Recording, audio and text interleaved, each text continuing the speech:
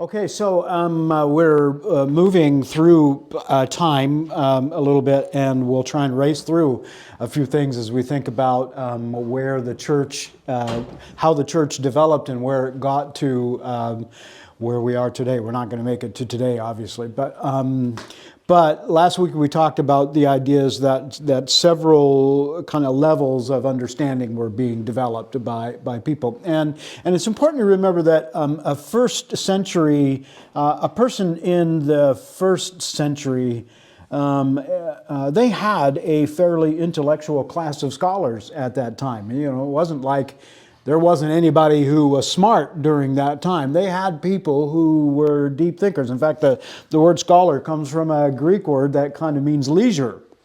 And so the scholars were people who had the leisure to study. And that's why sometimes you get the saying, well, you know, scholarship is good for nothing. I mean, it doesn't produce anything. The other people all had to work, and these guys just got to sit around and think and dream and all of that.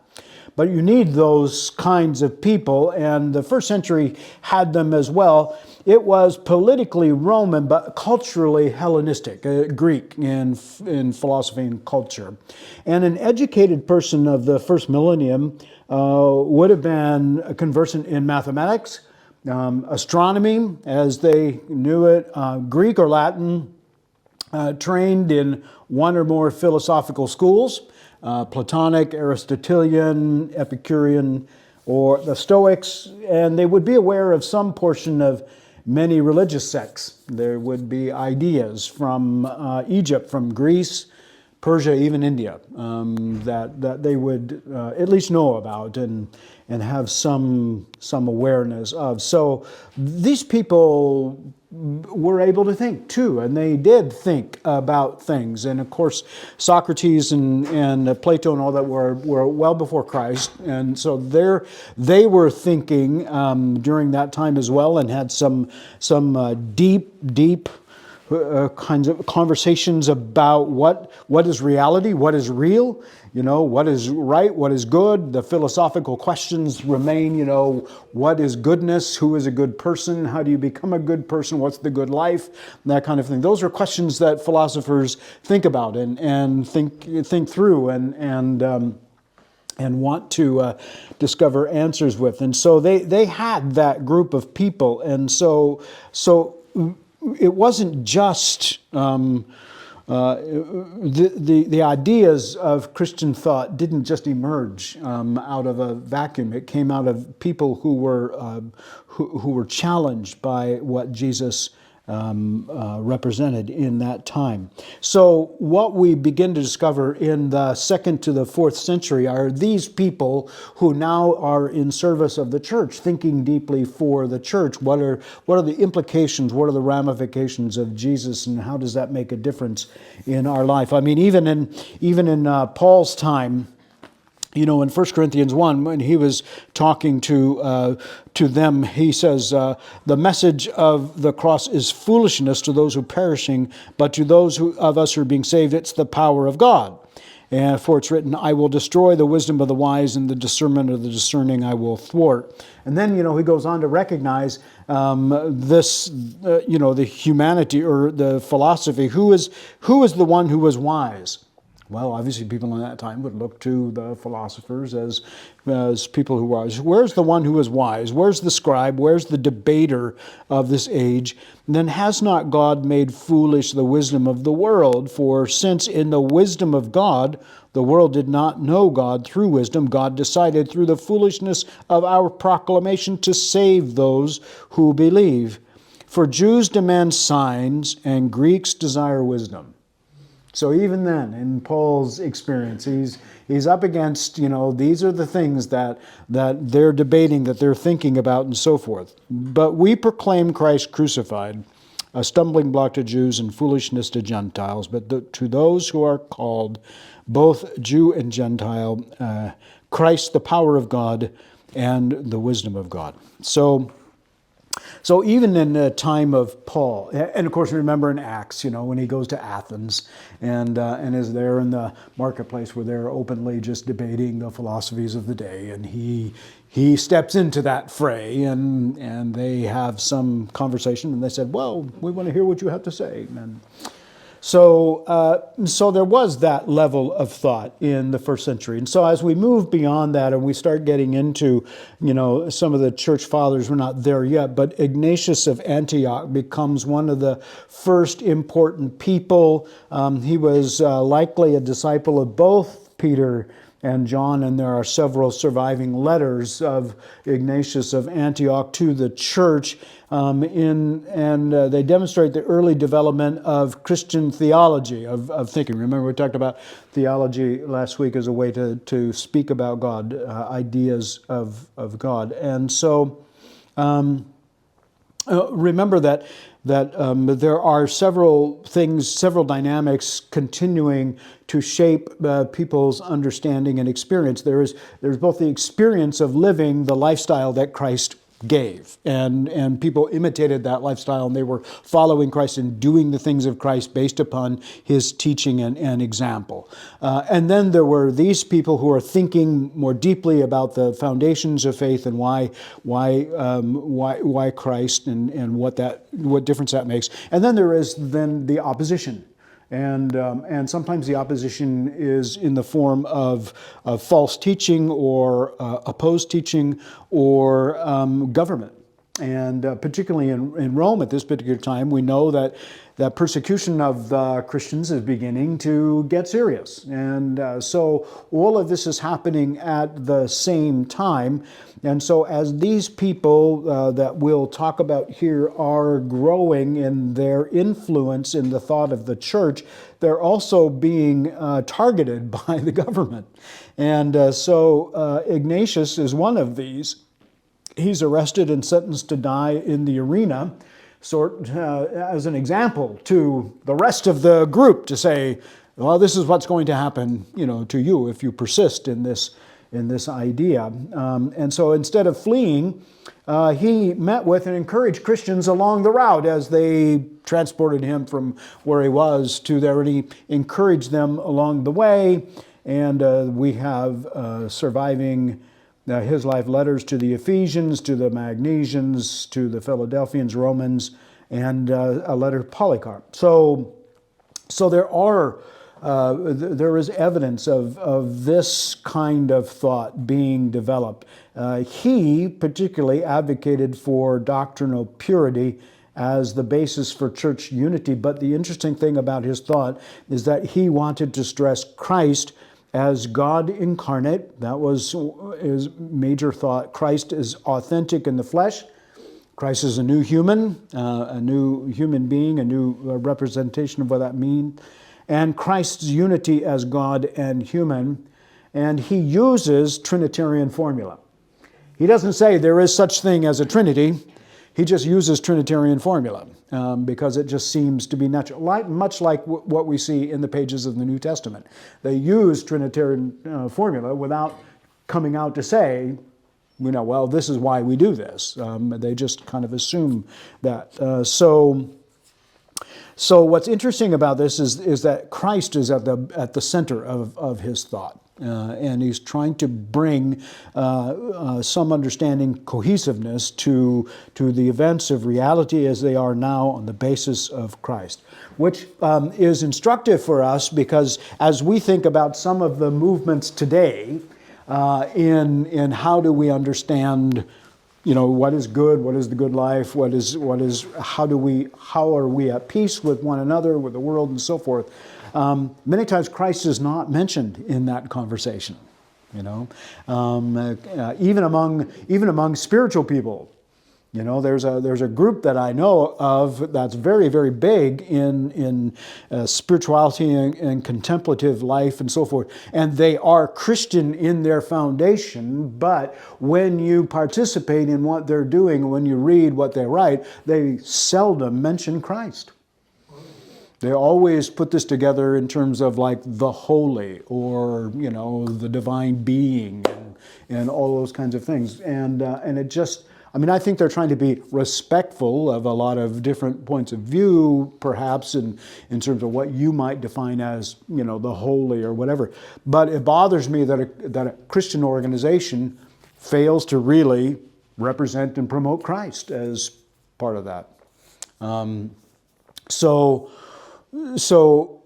what we see in the early church here, particularly as it begins to emerge and grow, is a very strong center of Christ. They're trying to understand what it means now to know Christ. And as we recognized last time, the growing demographic of the church is now Gentiles. It's not Jews anymore. So now they are beginning to take off with this, and we'll talk about some of the implications of that in a moment. Polycarp is the next guy on the list. He is a student or a follower. He comes after Ignatius. He's a student. He was a direct student of the Apostle John, and so many people in history scholarship think that he is kind of the definitive bridge between the apostles and the church fathers. So he bridges both of those eras, because after Polycarp, it's just now church fathers. But he becomes the last major figure who is a direct student of an apostle. He's a bishop of the church at Smyrna, and he was influential in rejecting the teachings of Marcion, who was an influential heretic at that time. And so here's another part of the opposition is these people who are just creating ideas that are consistent with what they want to see true about this new emerging faith. And even though we commented on the fact that the Gospels all present different pictures of Jesus, they're not conflicting in the representation of Jesus. They just don't all present the same events about Jesus, but they're not conflicting in the character of Jesus or in the teaching of Jesus or in the goal and the value of Jesus. It wasn't not Jesus of your imagination. Any Jesus will do. That's not how it worked, and that's still not how it works. You can't just invent the Jesus you want to follow. And there is some merit to finding the true teaching of Jesus and the true person of Jesus, and so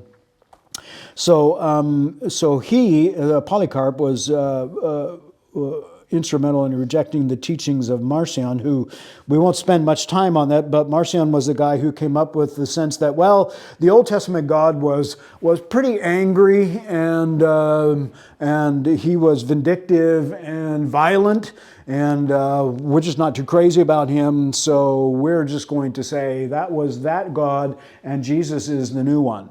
Jesus is the New Testament God. So that creates some problems, particularly if you claim to be a monotheistic religion. Suddenly you have created two gods, and that's a problem in itself. Lots of people didn't care about that. Well, they're in a culture which has how many gods? Hundreds. Even one that the unknown God, remember? So if you just reduce it down to two, that's an improvement on from their point of view. So, but his idea was the New Testament God, or the God that Jesus talked about, was different than the God of the Old Testament, and that was a problem. But he gained a lot of followers. But Polycarp was instrumental in knocking that down. He combats Gnostic heresies, which were Greek-based philosophical religions, in the sense that spirit was pure and matter was evil. And so the idea in Gnostic philosophy was that they had a secret understanding or secret knowledge. Gnosis is the Greek word for knowledge. And so they had a secret knowledge on how to purify and get to the spiritual purity. But there's also this idea that the flesh doesn't matter at all, because it's corrupt. It's completely irredeemable. And so the idea is that spirit is pure. And so the spirit doesn't have any effect on the body, and the body doesn't have any effect on the spirit. And that becomes problematic. in a number of ways, good, in helpful and unhelpful ways. But the idea was that God, being spirit, could never be human. So that creates a conundrum for Jesus. Who is Jesus then? And then so then a lot of ideas begin to develop around, okay, well, Jesus was maybe somebody who looked like a human but wasn't really human. So that becomes another heresy that grows and develops. So you begin to see that they're wrestling with these philosophical things, and we'll get to this in a moment, but just the idea that Greek philosophy introduces categories into theological thought that the Hebrew Bible doesn't even care about, that the Hebrew Bible doesn't even approach, or it's not an issue. So they introduced ideas that create problems, not solve them. Sometimes they solve them, and we'll see, where they have. But sometimes they create more problems than they solve. And so sometimes the root of the problem in your outcome is not your logical thought to the outcome, but what were your presuppositions going into it. And so presuppositions are more important often than your outcomes. So Polycarp, he's arrested on the charge of being a Christian, so then the Roman proconsul pitied him and urged him to save himself. He gave him a deal or whatever, and Polycarp's response, famously recorded as, 86 years I've served Christ and he never did me any wrong. How can I blaspheme my king who saved me? So there we go. So these are the leaders then who begin to form the thought life of the church. Now the next guy is actually a church father, the first of the church fathers, Justin Martyr. His life from 100 to 165. He's an early Christian apologist. He's a converted philosopher. So he's somebody who is the guy who was sitting around in the marketplace at Athens. And he wasn't from Athens, but he's that kind of guy. So he was a converted philosopher, and he was impressed by the devotion of the Christian martyrs. So that made an impression on him that said, wow, I need to pay attention to this. So he is the earliest example of somebody using intellectual tools, techniques, and arguments to make his defense of Christianity. So he's using the tools of his trade to show the sense of Christianity. And his statement is that Christianity fills the highest aspirations of Platonic philosophy and is therefore the true philosophy. So he wants to demonstrate that Jesus brings about the best life that you can live, because Plato's quest was, what is the good life? What is the good life? And so Justin Martyr wants to show that Jesus is the author of the good life. So he has many works that he's published and he defends many he defends against many false beliefs and misconceptions about Christianity, but he also stressed the non-political status of the kingdom of God. Now, why would that be important? Well, in that particular time, who's the big, Rome is the big, empire. And so he wants to show that there is no political agenda, with Christianity. And so he stresses the non-political nature of the kingdom of God. Some people believe this was the whole reason the book of Acts was written. To show the non-political aspect of the kingdom. Because every time Paul comes up against the authorities, what happens? They kind of like him. And he's not really interested in beating them up or telling them, to give up their thrones or anything. He's always cooperating and using the Roman law to his advantage and so forth. So many people believe that the book of Acts was written to show that Christianity was not a threat to the empire. They did try to constantly stress the non-political aspect of the kingdom of God, even as late as Augustine, who we'll maybe get to today, who wrote The City of God as an example of that, and kind of fails a little bit in that process. But the charge at the time of Augustine, as Rome is beginning to collapse, the charge against the Christians was, well, Rome's collapsing because we have abandoned all the gods. And so they tried to pin it on Christians to say it's your fault that Rome has collapsed because, the gods are mad. And so Christians are trying to say, no, that's not it. That's not it at all. But that comes up again and again, which makes the contemporary situation quite interesting politically in our world. So Irenaeus becomes the next guy on the list. He studied under Polycarp. His major work is called Against Heresies, and it's chiefly Gnosticism. See, what they're trying to do is really bring together what is the body of knowledge that supports the faith of Christianity. I mean, they're developing the knowledge base for the idea of Christianity. Remember, the lifestyle is still going on. People are still becoming Christ-like and changing, and people are converting on the basis of the lifestyle because people are demonstrating the sensibility of the lifestyle. But there's also a knowledge base forming to say this is now reality. They're trying to figure out, how does Christ fit into the story of humankind? How does Christ fit into the whole thing? And they're beginning to say, how does Christ define our understanding of God and what God is after?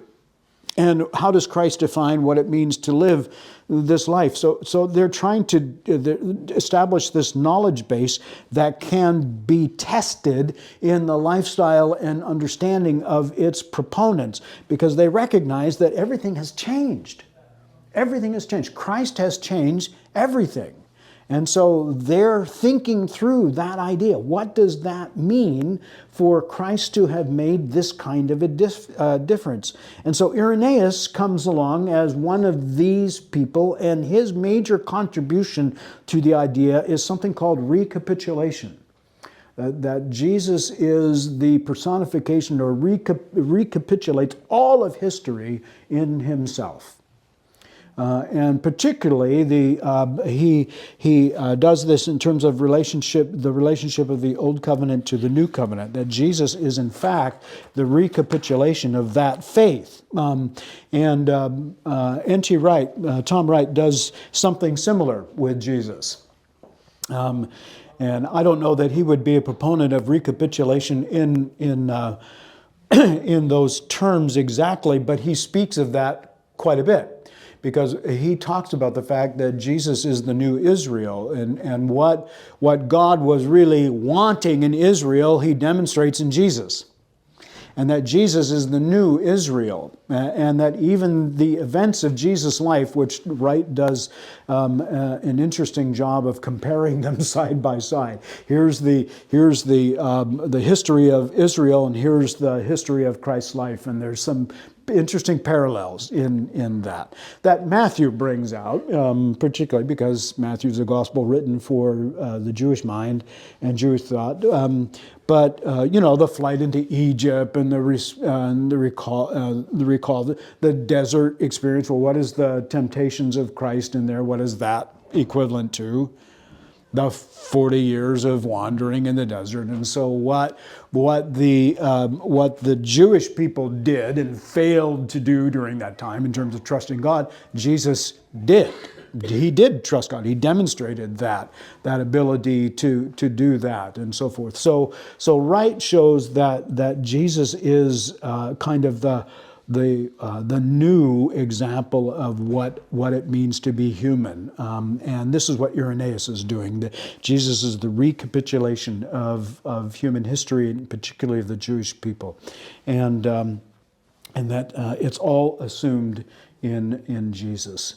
And Irenaeus is also interested in the unity of the Bible against Marcion, who's rejecting most of the Old Testament.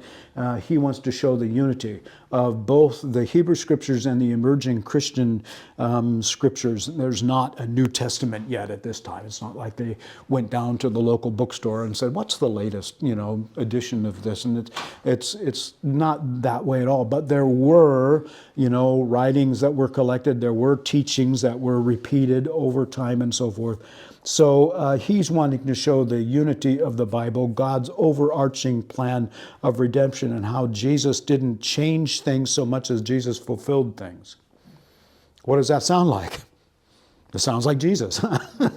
He kind of said the same thing. So he also begins to explore the first and second Adam theme in Paul's thought. Paul does that with the first Adam, and Jesus is the second, and Irenaeus picks up on that. Christ recovers what is lost, what was lost in humankind. And so Irenaeus becomes a very important figure in how Christ fits into the whole picture. Before, they were just talking about Jesus as the new expression of what it means to know God. But Irenaeus brings it back to the roots of that thought and carries it into the future. So Tertullian becomes the next figure. He starts in the middle of the 2nd century, 150, and goes to the early part of the 3rd century. He's an apologist. Which doesn't mean he goes around saying sorry all the time. He's a defender. That's what apology is, a defense. He's born in North Africa, and he's a lawyer prior to conversion. And so he's well versed in rhetoric. And so he becomes kind of a fierce figure in early Christianity. And he frequently wrote to the Romans, because obviously Rome is the center of political thought and idea. That's where the Supreme Court, that's where the empire is. And so he frequently writes there, defending Christianity and attempting to persuade authorities to stop persecution. So he's using the rhetoric and tools of the Roman legal system to try and work in favor of Christians for that. He advocated for staunch faith in what he perceived was growing complacency. So why would there be growing complacency in the beginning of in the bridge between the 2nd and 3rd century? Well, one of the early impetus in the New Testament was what? The imminent return of Christ. And as that became less imminent, then people began to think, did we just get sold a bill of goods? They weren't sure about what that meant. And so there was some sense of, well, maybe this is not as compelling or urgent as we thought. So there is some sense. And with that complacency comes then laziness in thought. If you're complacent, you're just intellectually kind of mediocre. So people are not thinking deeply about their faith. So, so why is it important for a lawyer to come along at this particular time? To kind of be a prosecuting attorney, to say, hey, wake up, this is important stuff. So he becomes the first of the church fathers who is well versed in Latin. Obviously, Latin is the language of the empire, and so the others were mainly Greek, because that's the language of philosophy. But Tertullian, as a lawyer, he is well versed in Latin, and so he has some new terminology available to him that's not available in Greek. So he introduces new categories, and he's the first to use the words substance and person to define God. So you begin to see the philosophical pieces beginning to take shape as they try to define, well, there seems to be 3 divine beings, and yet we keep insisting that there's only one God. So how does that work? And Patrick it was a long time before Patrick could come along and say, well, see the shamrock, it got 3 leaves, but it's still one plant. I was very clever. But it's a while before he shows up to make that illustration. So they're trying to figure out, well, how do we then sensibly believe in one God, but at least recognize that there seem to be 3 aspects of that God. But even using that term becomes problematic, because they kept saying, well, what term can we use? What aspect? Person? No, you can't use person, because that's a individual being with their own thought, their own mind, and somehow they have to, otherwise you have 3 gods. They kept coming back to this. And in fact, in Rome, they were considered to be atheists anyhow. Did you know that? In Rome and in Grecian, they were considered atheists. Why? They didn't have idols. They wouldn't have idols. And so they thought they were atheists. Where's your idol? I don't have one. You're an atheist. That's it. And meanwhile, they're talking about how do we figure out this Trinity idea. So Tertullian becomes the first guy to coin that term, Trinity. He's the one who introduces that into Christian thought. There is a Trinity. And then he said, you're welcome. And he walked away. As though this solves all the problems. Trinity. Yes, that's the word we were looking for. He just simply begins to take that conversation very seriously. And he begins to argue for the sensibility of how do you believe in 3 expressions of divine being. And that becomes something that gets built on later on, that we'll discover soon. So he introduces new terms, and that's one thing we have to understand, that when you move into another language, you're moving into a different cultural understanding, you're moving into different ideas.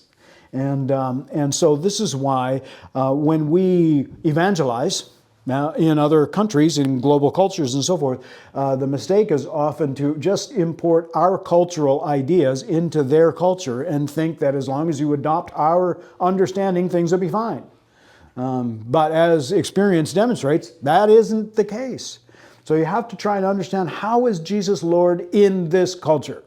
How is Jesus Lord here? How does this culture understand what it means for Jesus to be who Jesus is, and what are the ways that what are the terms that make sense to them?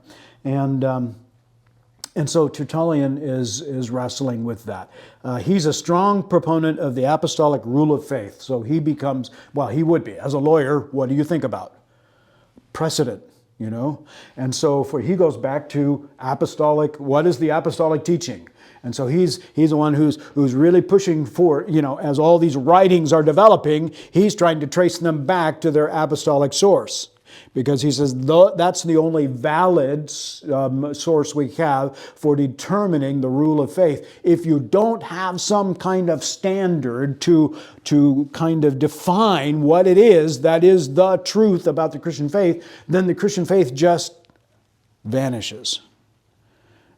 Because it will become something that's unrecognizable later on. So he's advocating for the apostolic rule of faith. That becomes important later on as the New Testament becomes confirmed, as the canon of faith is developed, the standard, and the apostolic rule is an important feature of that. He is, in a sense, a bull in a theological china shop. He's really advocating for strong, hard faith, and his apology, his defense, his written thing comprehensively shows that Roman culture and religion is inferior and hopeless when compared to Christianity. It sounds like a lawyer, right? You're nuts. And this is better. So he's very, very aggressive. And he comes up with a famous phrase, and of course he would do this. His famous phrase that he's remembered for is, "What has Athens to do with Jerusalem?" So he is for going back to the foundations of faith, and not worrying about what has philosophy got to do with Christianity. That's what he's basically saying. What is philosophy's role? These two can't mix. To him, that was impossible. So he saw the problem, and he was for rejecting all the philosophical kinds of additions and conundrums that it brings. So that's where Tertullian lands on the list. We can thank him for a lot of things. But Clement, who follows him or is essentially a contemporary of his, Clement is of a different mind. So Tertullian is this strong advocate for going back to the apostolic rule of faith. Clement, on the other hand, is a serious attempt to synthesize Platonic and Christian thought. So Tertullian says, what has Athens to do with Jerusalem? Clement says, I'm glad you asked. Let me show you. And so Clement is trying to synthesize those two things. And he presents a positive view of philosophy on the road to faith. And so he's trying to use philosophy in a positive way. He uses Plato to counter the Gnostics. So to beat them at their own game, and he presents Christ as the intermediary between God and humankind. So remember this, the Gnostic thought the spirit is pure and the matter is evil. So he presents Jesus as the intermediary, the right mix of the two. And that isn't the whole answer, but at least it becomes a way to have a conversation that doesn't create more problems than it solves. It's looking for how does Christ answer this problem that you've presented. And so he's trying to demonstrate Jesus' role there. And he becomes a strong advocate for God as spirit. So he says, okay, here, spirit is pure and all of this. Well, let's talk about God as spirit. And it's the Spirit of Jesus, as Paul talks about, but let's talk about God as Spirit. That begins then to undermine the philosophical problems that are raised against Christianity. And because then he becomes a strong proponent of the Spirit, he demonstrates the pointlessness of material sacrifices. He says, if this whole thing is spiritual, there's no need for sacrifices, which of course are the basis of restaurants in that day. The various temples that were there had sacrifices to their gods, and what did they do with the meat? They sold it or they served it in the temple. And that was the big problem at that day, because what else was understood to be true of that time? That the spirit of that particular idol or that god to whom it had been sacrificed had been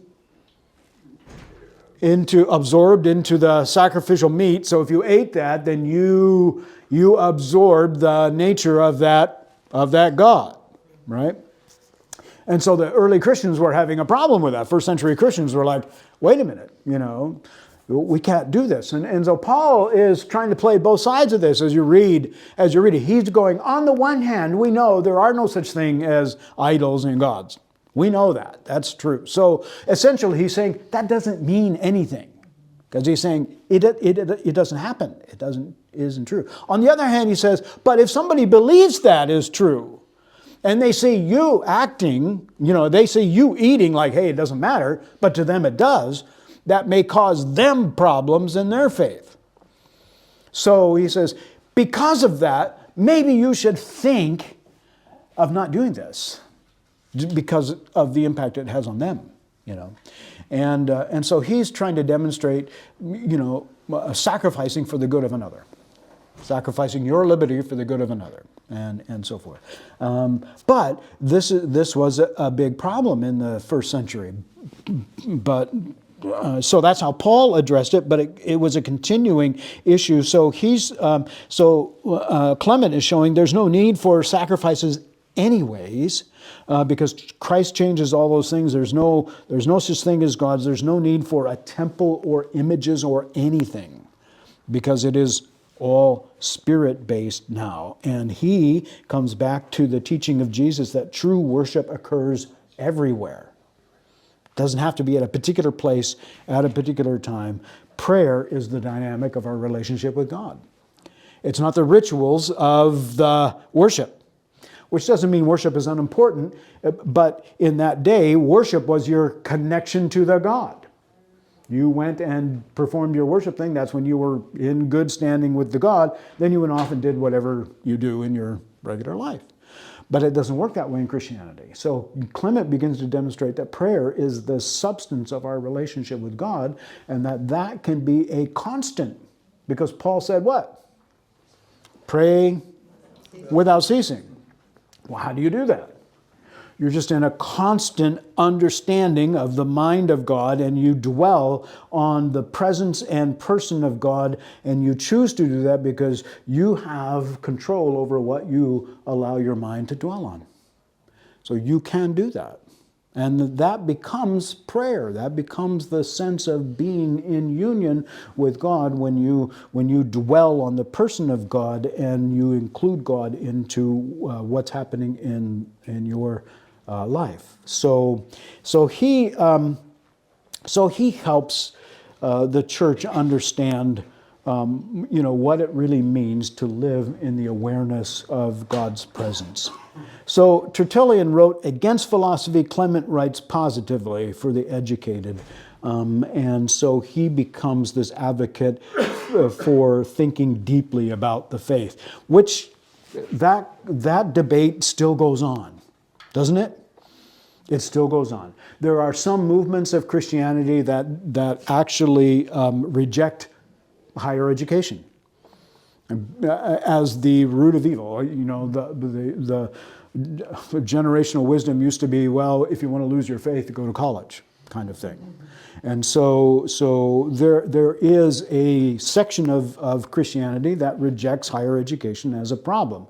Then there's the other side, which just allows itself to be absorbed into higher education, and so it's not distinguished from it at all. It just begins to adapt and be modeled and shaped by it. And so Harvard becomes Harvard instead of a training school for missionaries. Now it becomes this other kind of place which has Christian roots, but you'd never know it. And they have an atheist chaplain now. Well, they call him a humanist, but that's a euphemism for atheist. Okay, so yeah. So there are those extremes, and there is still some suspicion of higher education in American culture, or at least in American Christianity, and so Clement is writing advocating for that. Clement is known, among other things, for being the origin or the teacher of Origen. And Origen becomes the first systematic theologian of the church, the one who tries to create a system of belief that ties it all together. So systematic theology is you try and find something that brings order to all the different aspects of the faith. And Origen does that. So he's considered the first systematic theologian of the church. He's well versed in philosophies of the day, and he introduces the idea of the allegorical method for scriptural interpretation. Do you know what that means? An allegory is a story. Yeah. Jesus uses it in some of the parables. Not all of them, but some of them. An allegory is when the parable is explained. To say, okay, the one that we all know is the sower scattering seeds, right? So he scatters them, and they go on to 4 different places and so forth, and they have different outcomes. And so the disciples later on ask him to explain it. And so Jesus goes along and says what? Okay, so the farmer is this, the seed is this, the soil is this. So they all have different meanings. They all mean something. They stand for something. And so allegory is this thing that it stands. It means this. It represents this, but here's the deeper spiritual meaning. Now, some people have taken allegory to the extreme and applied it to every teaching in the Bible. That there isn't any practical teaching. You all have to look for the deeper meaning of everything. And so that's some of the fallacy of allegorical thought, because then the teaching of the Bible becomes what? Whatever you want it to be. You can make all these things turn out the way you want. If you just say, well, this means that, then you can create your own understanding of Christianity. So Origen, introduces this, and he used it famously in the parable of the Good Samaritan and in the Song of Solomon. And so the Song of Solomon becomes this story of Jesus and the church and all of that. And if you've ever read the Song of Solomon in Hebrew, anybody done that? The original Hebrew. Yeah, the original Hebrew. Yeah. Thanks for clarifying that. It's. Have you done it in modern Hebrew? Have you? Not recently. Yeah. You'd remember it if you had. Yeah. It's one of those memorable stories. Yeah. So. Whose brew was it? Huh? Whose brew was it that you were drinking while reading it? Yeah. It's pretty rough stuff. I'm not rough. It's pretty racy, very racy, and so. And it is, of course, it was used in Hebrew history as part of the marriage ceremonies. Interestingly enough, though, none of the people in Song of Solomon are married, actually. There never is like a marriage ceremony or anything like that in there, and so, I mean, if you read it in that way, it'd be kind of like, this was the foundation for the 60s. In any regard, Origen makes allegory a way to understand Scripture. And what we have to remember is when Jesus does allegory, it's okay. But that doesn't mean we can do allegory when we want. When Jesus does it, pay attention. Origen was admired for his preaching, though he was technically a layman. He didn't have official identity or papers. He wrote a number of commentaries. His contributions on the value of prayer in the face of ordination, foreordination, and all of that. He developed the theological basis for the church's later thought, and he becomes an important figure for that. But he was always searching for a deeper meaning. And sometimes there isn't a deeper meaning. Sometimes it's supposed to be just what it says. And so sometimes we can escape responsibility if we are looking for deeper meaning. And the Spirit might be saying to us, no, pay attention. It's this. This is low-hanging fruit. This is easy. Do this. And we're looking for what does the do this really mean? It really means do this. That's what it means. But Origen helps us on the way to theology and brings us up then close to the, we're getting closer to the Council of Nicaea, and we'll get there next time. All right. Thank you for your kind attention during that quick excursus through a couple of centuries of Christian I thought. have to say it was fun. It was. To listen to the different transition between one thing to another and how they kind of What's important to realize is that we think we're the result of all this stuff. We have all that. But there was a time when that kind of thinking was not there, until it was, and then that moved us a little bit further, and there wasn't this direction until it was, and then it moved us further. And so we have to kind of be open to the new directions and stuff that begin to emerge and so forth, because that's always been happening in Christianity. It's always been happening. looking for the holes to. Yeah, it wasn't there until it was. Yeah. And then we move into that and discover a new thing. So that's kind of what we want to grasp. All right, thanks, folks.